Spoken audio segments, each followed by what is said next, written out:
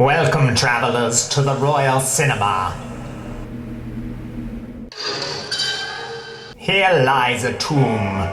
But in times past, this was a church of entertainment, and oh how they would flock to the flickering light. W.R. Glenn was the architect of the Royal Cinema back in 1938. Originally part of the ABC cinema chain, they brought entertainment to Plymouth, with seating up to 2,004 seats, complete with a Compton organ. Built in an Art Deco style and constructed with Portland stone, it miraculously survived the blizzard during 1940 to 1941, as much of Plymouth was flattened to the ground. During the 1950s, the ABC chain began introducing live performances at the venue. Notably, a certain famous Liverpool band played here on the 13th of November 1963. The police reported to having to resort to using hoses on crowds outside due to a nasty infection of beetle fever. In 1976, the cinema was converted into triple screens and a bingo hall. And the Compton organ would have a new lease of life in the bingo hall.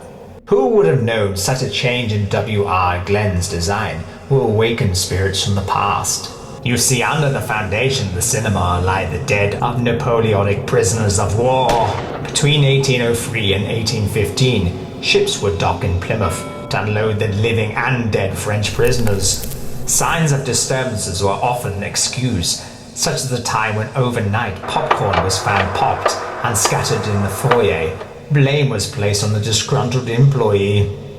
All this changed upon the 31st of August 1989, and the screening of Bill and Ted Excellent Adventure did flicker on the screen. In the film, the two characters end up bringing historical figures in history back to the present day. Whenever Napoleon appeared on the screen, voices were heard heckling the screen.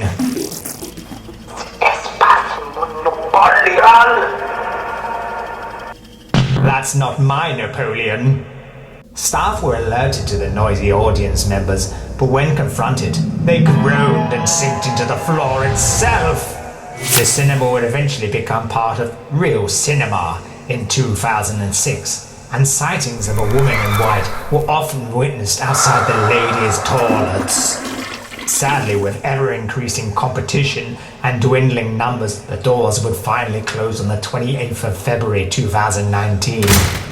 So take time to go to your local picture house. Take heed not to be so quick to dismiss the unearthly. And better still, don't walk down there.